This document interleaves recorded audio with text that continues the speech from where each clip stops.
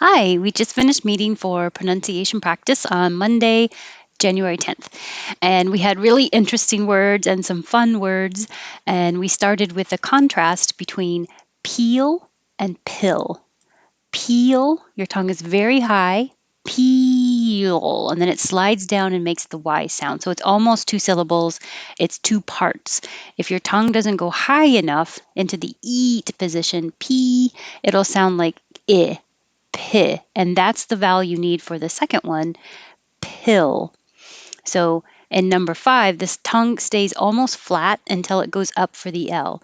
Pill. And then hold it there in the L position a little longer so you can hear the L noise. Excuse me. Pill. And number 4, peel. Peel, a banana peel. And pillbox. Pillbox. If you have trouble finding the pill position, try saying a word that might be more common that you say, like will. It's the same ill, just starting with a different, with a W instead of a P. And then that made me think of Kill Bill because it's the same sound and that goes together. Kill Bill. Bargaining. This G sounds like G. Bargain. Bargaining. And if it's just the noun, bargain. Headwind. I'm not going to release the D in wind unless there's a vowel after it, like um, that headwind. What would be something with a vowel after it? The headwind against us was terrible. Headwind against. Headwind against. But just saying head, hold it in the D position, and wind, hold it in the D position. Headwind. That means the wind is coming against you. If the wind is going with you, then it's a tailwind. Tailwind. Anemic. The A is not stressed, so it'll change to anemic and hold the K unless there's a vowel after it. Anemic. Motley. The O sounds like ah, like hot. And don't release the T. Hold the tongue in the T position until you make the L. Motley. If it's a noun, the stress will be on the first syllable. Overreach. Overreach. If it's a verb, it'll be on the second syllable. Overreach. Overreach. Obnoxious. You don't release the K. I'll put the little mark there to remind you don't say obnox, but the tongue goes up in the K position. Obnoxious. Obnoxious. Stutter. Stutter. The two T's change to a D. Startle. The second T changes to a D. And you don't have to make a really clear second syllable dull. It's just starred. My tongue's going up to the TD position, which is the same as the L position. So to make the L heard, you have to quickly release it from the D and put it back up for the L. Let's see, startle, startle, dull, dull. Very quick little pull it down and back up again, startle, which the past tense, startled, because the L and the D are in the same place. You just hold it there, startled. You're not going to hear the final D unless there's a word with a vowel after it. Startled us, startled us. Turtle. Whenever there's a lull in the conversation, you can just say turtle. Turtle. Same situation. Turtle. Turtle. Tortoise. Tortoise. The T changes to a D. Tortoise shell. Tortoise shell. Altitude. We keep this T. Well, we keep both of the T's. Altitude. And it could be altitude. No problem. This one, attitude. These two T's change to a D. Attitude. This T changes to a D. Latitude. The first T changes to a D, like lad. Latitude. And I'm not releasing the D in any of these. Longitude. It looks like long with the ng in the back, long, but we don't make that long. We say lon. So that n is in the front. Longitude. I don't know why. Longitude.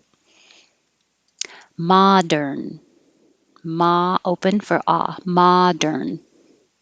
And so it could be spelled with a U and a ZH at the end. It could be spelled with two O's and an SH, and there's probably lots of other ways, but it's trying to represent the sound of zh. So don't think about any vowel. Should it be zhoosh? Should it be zhush? Just your tongue is up very high for the zh, like when you say shh, but use voicing. Shh.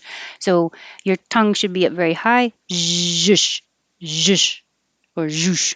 Either way, just pull it down and put it back up in the same position, or well, zh and sh is the same position. One's voiced, one's voiceless, but it means to make it look better. Like maybe make your hair a little fluffier, or make your outfit look more interesting. So, in the expression "zhushed up," the T changes to a D, so it would sound like zhushed up, zhushed up, zhushed up. Um, Alzheimer's disease. Alzheimer's disease. Actually, the word disease Z's is emphasized. And this you're going to keep going down, so Z's will get a little longer. Alzheimer's disease. Alzheimer's disease.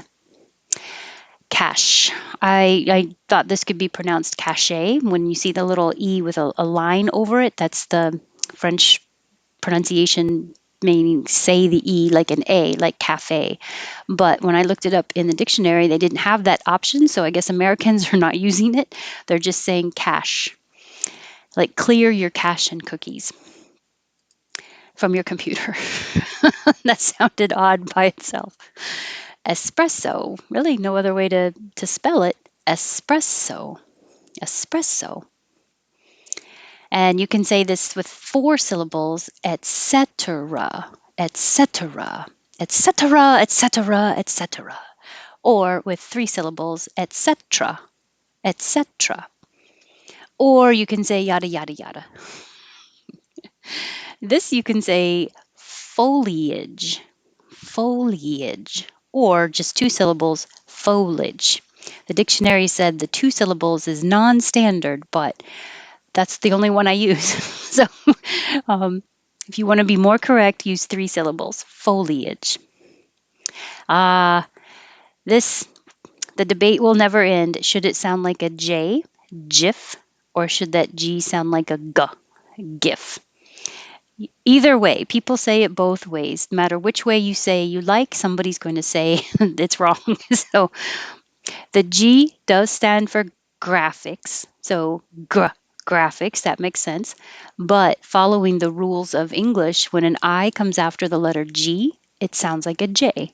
So looking at this by itself, it would make sense that people would guess GIF. If you want to spell it out, GIF, ironically, spelling it out with the letter to make the letter G, you have to use the sound of J. GIF, if you just want to spell out the letters. Hierarchy, hierarchy, or hierarchy, hierarchy. Interpret, interpret, and interpreted, interpreted. I had a lot of fun tonight. It was so good to see everybody. I hope you did too. And if you weren't here tonight, I hope you can join us not next Monday, the 17th. I'm looking at my calendar because it's a U.S. holiday. Finally, that's great. Martin Luther King Jr. Day is a national holiday. But I will see you on the 24th. Thanks. Have a good evening.